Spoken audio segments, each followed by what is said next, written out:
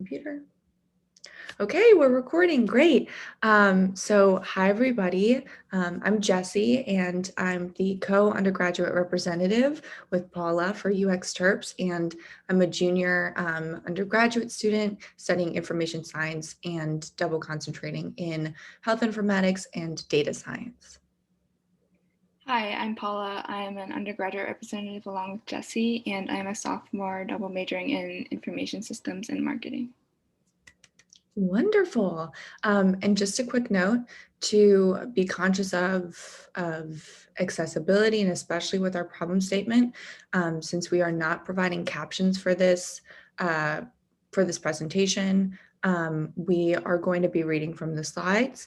And so from that, we will let you know when we deviate from those slides, whether it be to answer a question or anything of that nature, just to make sure that this presentation can be accessed by everybody.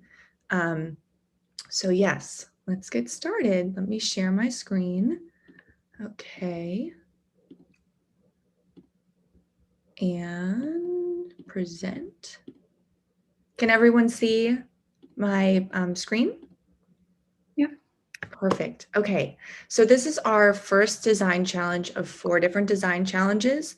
And again, the main goal is to really get you acquainted with some of the skills that will be practiced and tested directly within our Makeathon, but also just generally getting you used to using a variety of different UX related skills, such as user journeys, identifying pain points, and lo-fi prototyping. And of course, we can have presentations on each one of these for hours, but we really just want to give you a good introduction so that you have some resources as well as just a fundamental understanding of what these things are. So yes, our workshop agenda, first we're going to introduce the design challenge. It's available on our LinkedIn, Twitter, and Instagram as well. And then Paula is going to do an excellent discussion on user journeys. I'm going to talk a little bit about pain points. And then finally, we're going to wrap up with providing you with some resources for lo-fi prototyping, such as some really good examples, what it even is, and then some next steps that you might consider when you start lo-fi prototyping. Okay, and so for the reminder of the problem statement for this week, we're asking you to look a little bit more into empathizing and trying to see how one might interact with the system through a different lens. So for many students who are deaf or hard of hearing, Zoom meetings can often be inaccessible. Some teachers may share important information that deviates from written text on slides, while others might choose not to use descriptive slides and fail to enable captions. And some may even opt for lecturing auditorily without any additional materials. And so we're looking for a few different things with this challenge. First, we want you to investigate the question, how can we synthesize several different solutions, which include third-party integration keys or other different things that Zoom themselves suggests with other basic solutions like more accessible slides. And then we're also looking for user testing. Conduct user testing on at least one person and encourage them to explore their goals and their needs and articulate those to you. And then finally, user research. Summarize any major findings from research on your user groups and identify how your product is recognizing and incorporating these insights. Before we get started on user journeys, does anyone have any questions at this time?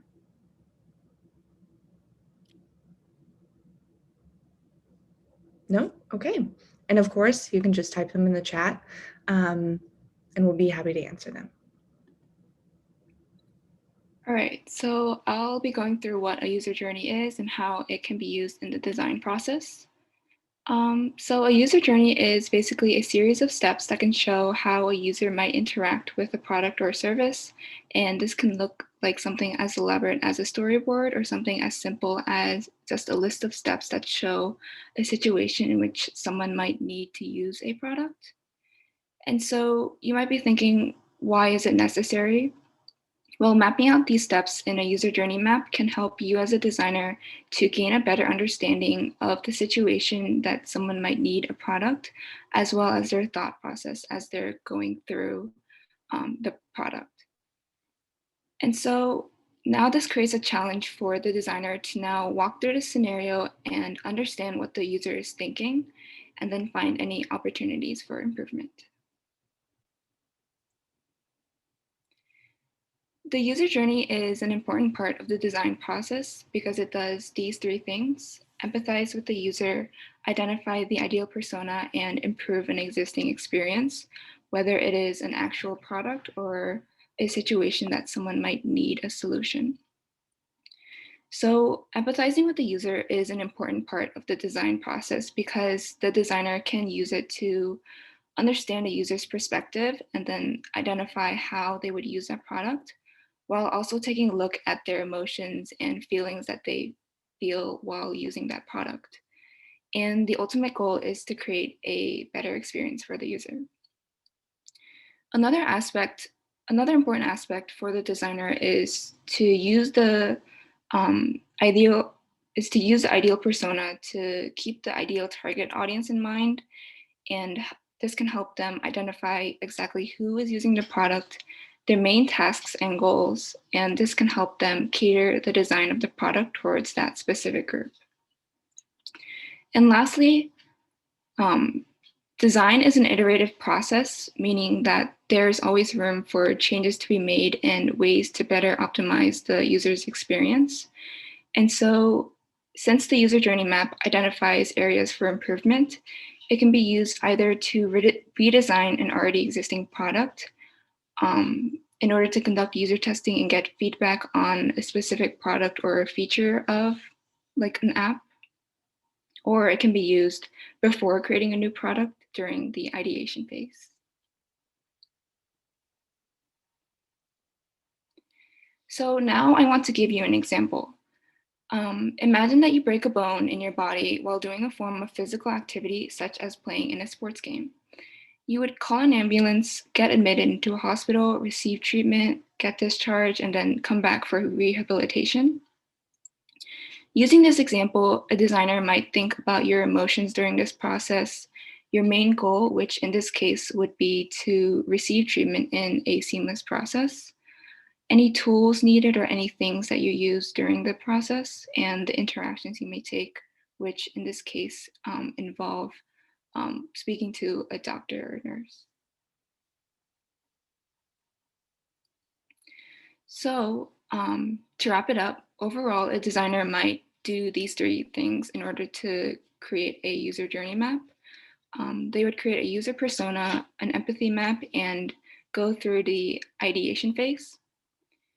So the user persona is important for the designer to understand the user's true purpose in using the product, their emotions they feel as they're as they're going through the process, and any existing pain points that they may experience during it. The empathy map uses the user persona and identifies exactly how the user is feeling or thinking at each step of the process. And it asks the following question: what does the user think, see, do, and feel? And lastly, for the ideation phase, the designer can now use all of this information they've gathered to establish a clear problem statement and then think of ways to convert it into opportunities.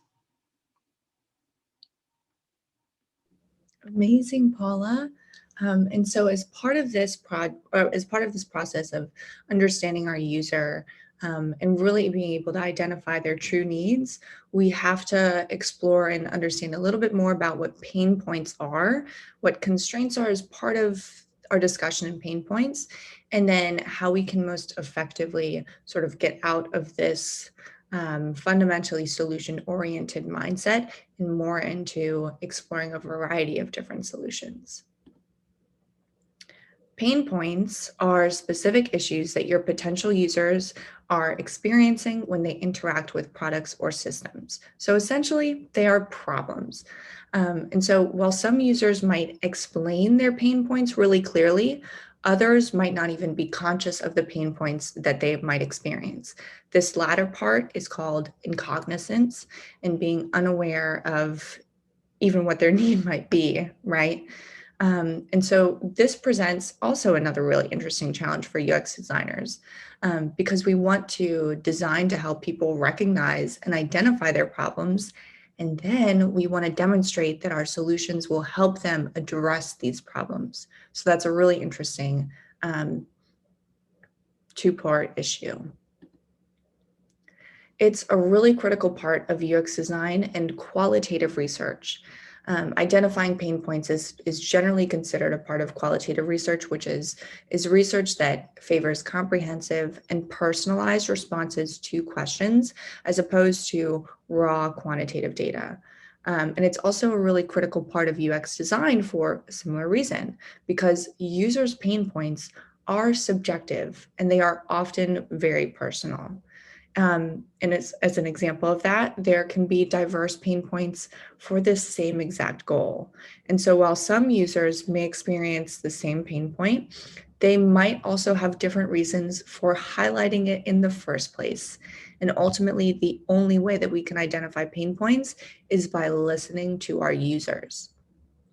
And as part of this, we have to recognize that assumptions that we have are rarely correct. We cannot anticipate what pain points exist.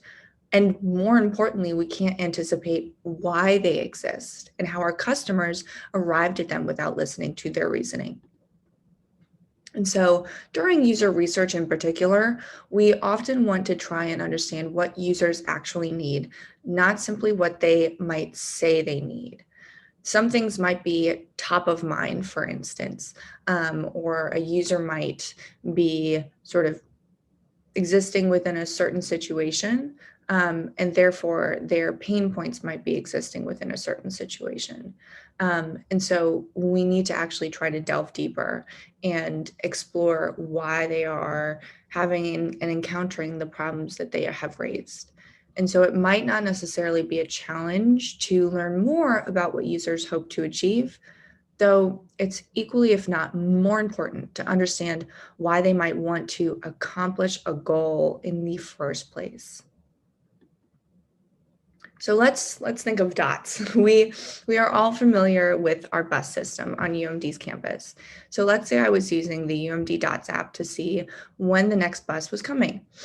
I saw that my bus was supposed to come in 8 minutes. And 8 minutes pass by, then 10, then 20, and I get more and more frustrated and concerned that I'm just not going to get home before it starts raining.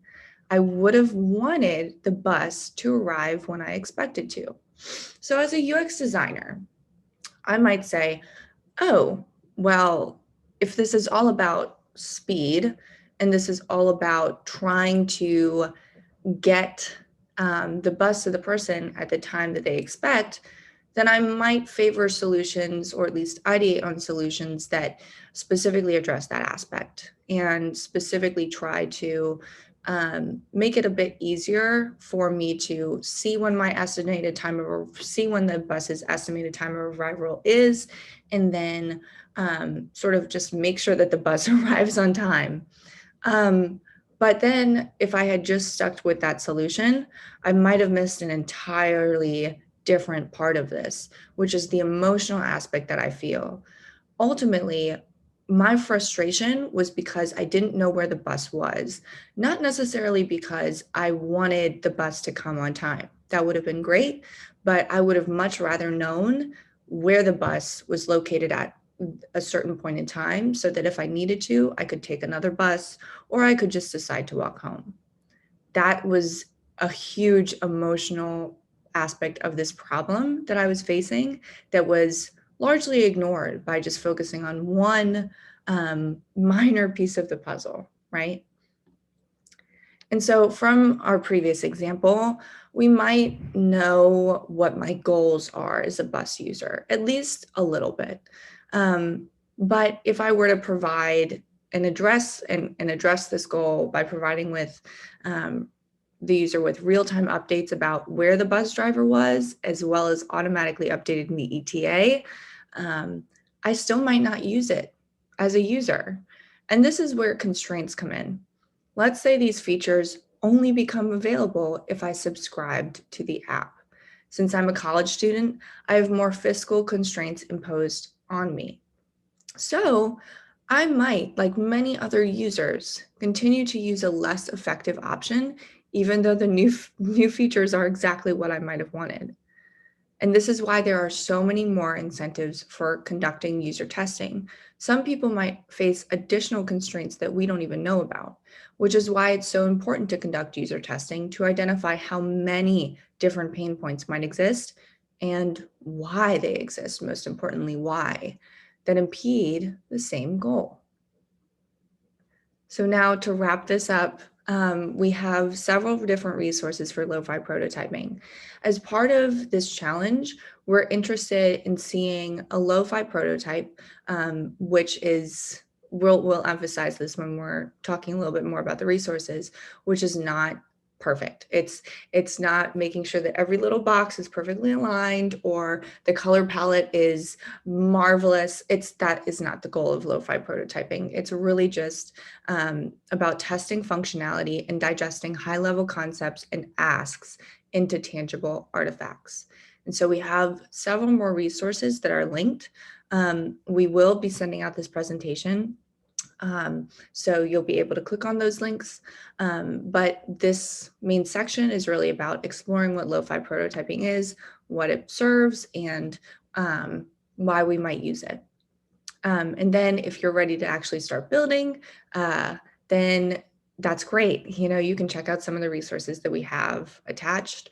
We have a wireframing kit, and then we also have a resource that specifically explains a little bit more about how to start your prototype.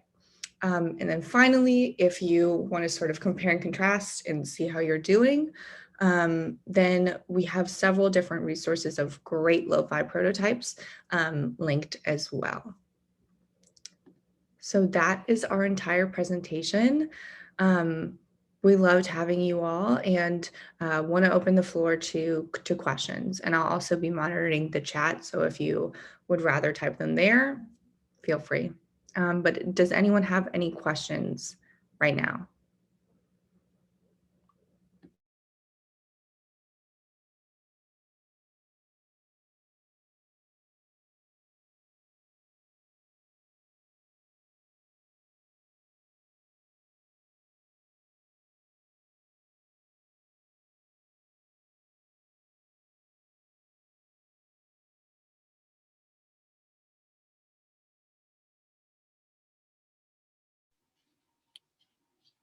So if no one has any questions right now, and if you think of any, you can always feel free to DM any one of our social media accounts. We are on LinkedIn, Twitter, and Instagram, or you can email us at UXTerps@gmail.com. Yes, thank you for saying that, Paula. Where do we get the resources? Great question, Boma. So we're going to be actually sharing a link to this presentation after we wrap up here. And then you should be able to just click on the resources, the little links here, and then immediately have access. Does that answer your question?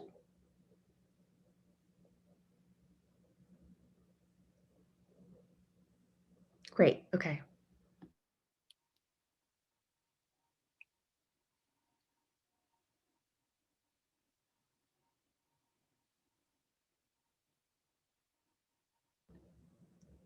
Amazing. And just a few notes on some next steps.